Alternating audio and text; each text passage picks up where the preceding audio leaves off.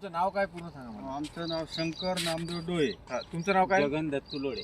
जगन दत्तू लोडे आणि डोहेजी. हो. तुम्हाला एक कंपनी तुमच्या शेतापासून जवळपास माझ्या हिशोबाने एक 500 मीटरच्या 200 मीटरच्या अंतरावर आहे.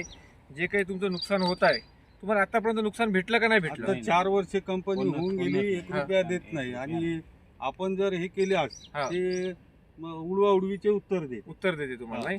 आणि हे जे डस्ट जे साचलेलं आहे हा. हे म्हणजे पूर्ण वर्षभर असं साचत राहते का काही कमी प्रमाण होते का? वर्षभर नाही, उलटा वर्षभर. वाढत कारण राहते, हा. पण कमी होत नाही. हा. आणि या कंपनीच्या वासाचा खूप त्रास आहे. त्याच्याने तुम्हाला बिमाऱ्या होत असन. हो, डोळ्यात आणि कंद याच्यानं याच्यानं जाऊन हे तुमच्या म्हणजे कापसाचं नुकसान आहे, शेतीचे नुकसान होत डोळ्यात असन. कंद जाऊन आग होती.